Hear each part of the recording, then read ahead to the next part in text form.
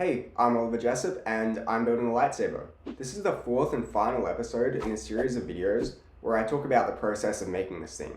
In the previous episode we talked about what went into building all of the PCBs and electronics. If you haven't seen that, go give that a watch. But in this episode we're going to talk about what went into programming it. Programming this lightsaber took nearly as much time as building the rest of this project just because of how complex the software needs to be. So it's best to look at the control flow of the lightsaber from a top-down view first, just to get a basic understanding of how programming it is all going to work. Looking at the flowchart from the previous episode, the ESP32 takes in 4 VL53L5CX time-of-flight distance sensor inputs, as well as the battery fuel gauge sensor input, as well as the gyroscope accelerometer inputs. The ESP32 then processes all of this data and uses it to figure out what audio files to play from the SD card, as well as what color each LED along the blade should be. The ESP32 also has to simultaneously manage a Bluetooth connection with an iPhone, as well as play audio in the background while all of this is happening as well. The dual-core functionality of the ESP32 really helped to make this all possible. I programmed everything in Visual Studio with C++, which is basically just the equivalent of the normal Arduino IDE. The code could probably be simplified a lot, but in total it takes just over 1,000 lines of code to control everything in this lightsaber. I could talk about all of this code for literally hours and hours, but I think the most important things to touch on in this code for this video is just the audio as well as the proximity sensor control flow. The audio was by far the most complicated thing to program. The lightsaber audio system requires polyphonic audio, which is basically just the ability for multiple wave files to be played over the top of each other at the same time. This is way more of a pain to program than it seemed. To play polyphonic audio, the ESP32 basically needs to read multiple wave files from the SD card at the same time, mix them together, and play them out as a single wave function, while simultaneously managing every other aspect of the lightsaber. To do this, I just dedicated one whole core of the ESP32 to just mixing and playing audio, while the second core read sensors and did all of the other processing. The reason I needed polyphonic audio was because I had one channel of audio just dedicated to playing lightsaber idle sounds, while the second channel was dedicated to dynamic sounds such as clashes and swooshes. Doing it like this meant that the audio output sounded super clean and dynamic and didn't have any pops or clicks in it while I was switching between different wave files. I also used the gyroscope accelerometer sensor outputs to modulate the gains for the idle channel, which just made the lightsaber feel a whole lot more dynamic. There are a few other advanced audio functions that I had to program as well, such as fade-ins, fade-outs, and crossfades, which just made the audio sound a whole lot cleaner. The hardest part of doing all this though was balancing out the demands of the audio with the rest of the processing that the ESP32 needed to do. Audio is super demanding with its high sample rates, and this meant that if the ESP32 stopped to do anything else for a split second, it would mess with the audio and create pops or crackles. Getting this all to run in the second core was also really tricky just because there was so many random and obscure things that could mess with the audio and cause it to crash out. I had to design hour-long idle and clash sound loops just to prevent any pauses in between playing audio tracks. These are all the wave files that I ended up making for the lightsaber. There are many different versions of ignitions, retractions, idles, and clashes to add more flexibility to the audio system. Altogether, there are about 2 GB of sound effects stored on the SD card. If I were to redo the audio again, I'd probably use machine learning or something so that I could make procedural lightsaber audio, which would remove the whole reading from the SD card step, as well as making mixing the audio way simpler and just make everything sound way more dynamic. But enough with the audio. Let's look at the part of this lightsaber that makes it unique from any other lightsaber, which is of course the contact detection functionality. The ESP32 speaks to the 4 time-of-flight distance sensors around the rim of the lightsaber and receives back a whole bunch of different distance estimations. After filtering all of this information, the ESP32 comes up with 4 different estimations of the distances of objects along the blade. If all of these estimations are longer than the length of the blade, then the ESP32 determines that there is nothing in contact with the blade. If one of these distances is less than the length of the blade, then the ESP32 moves into the next step of the program. I used a whole lot of math to create the bright contact spot, which I can show here in Desmos. If the LEDs are along the x-axis, then their relative brightness can be determined by this purple graph, the equation for which is here.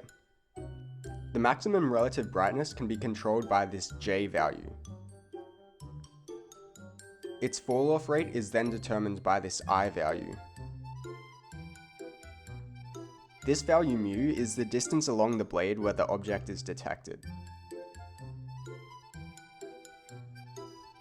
A bunch of math is then done on the brightness values for each LED to determine the LED RGB values, while still leaving a little bit of the underlying color tint, so that the clash doesn't look out of place in certain colored blades. This is then repeated for all 4 distance values, so that there can be up to 4 different objects contacting the blade at the same time.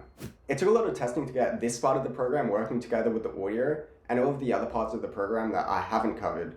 But with the Lightsaber software done, we are finally halfway there.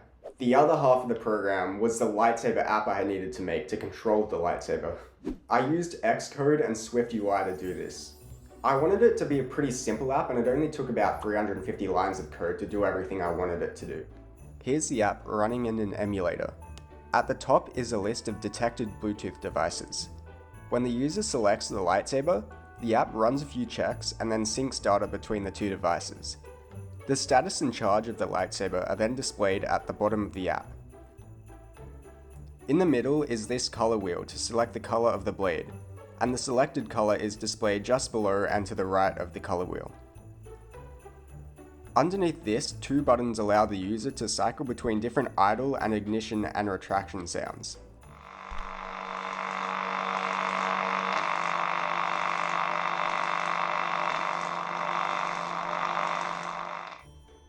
Finally, there is a power slider that allows the user to set the maximum brightness of the blade, which can help with power saving. Even though it is a pretty simple app, I hadn't had any previous experience with SwiftUI or Xcode, so that means the code isn't very pretty, but it does do the bare minimum of work, which is all I needed to do. One of the problems with making this an iPhone app though is that I don't have an Apple developer's license, which means that I can't keep the app on my phone for an indefinite amount of time. It just expires after a week. But anyway, with the app done, all of the programming for this lightsaber is finished, and we can finally test the lightsaber in its entirety. Here's an old video of me testing it out. Have a look at that killer mullet. Oh, but why am I showing you old footage when I still have the lightsaber?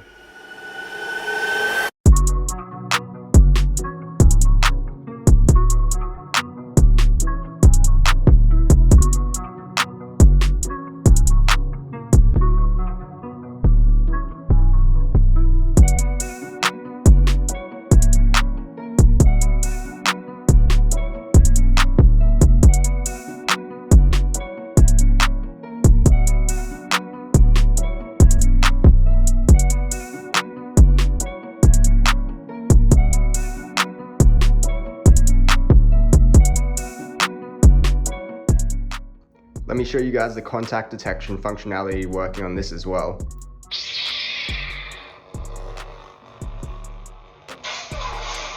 You can see it lights up anywhere along the blade if it detects a contact. And this basically also lets it work as tip drag too.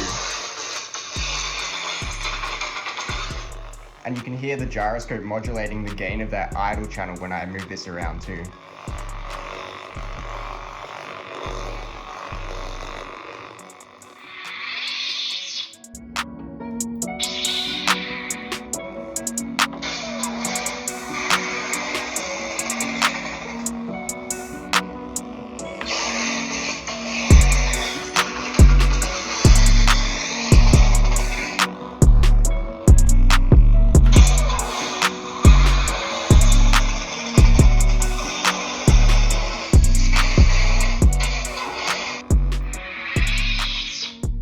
But of course, everything with this lightsaber isn't perfect.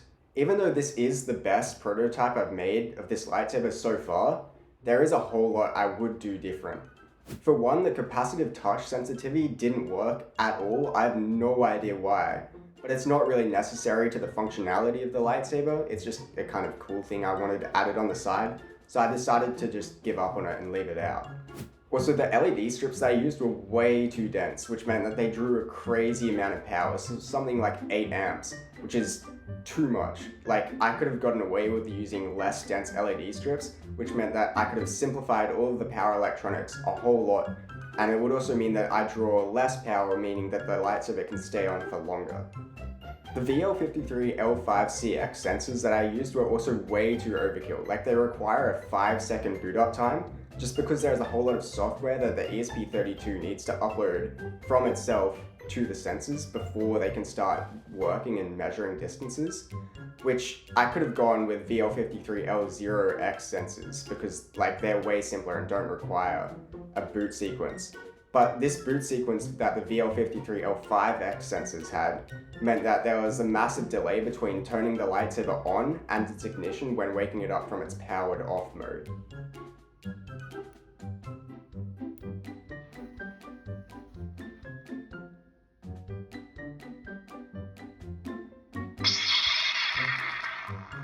Another sensor type that I could have used instead of the VL53L5CX ones is the VL53L1X sensor, which has a bit more functionality than the VL53L0X one, but it's also just as simple. Finally, the enameled copper wire that I used to connect the main board to the time of flight distance sensor board was way too thin, meaning that the boot up sequence of the lightsaber is pretty unreliable. Because of this, sometimes the lightsaber just randomly decides that it doesn't want to work, probably because of things like humidity and temperature. Anyway, if you want to look at the code for the lightsaber and the app, that is all available in my Patreon, the link for which is in the description. This channel isn't only dedicated to this lightsaber though. I do have more ideas for future projects, and I'm not sure when I'll be able to post them, but stay tuned. So with that, I am Oliver Jessup. Thanks for watching.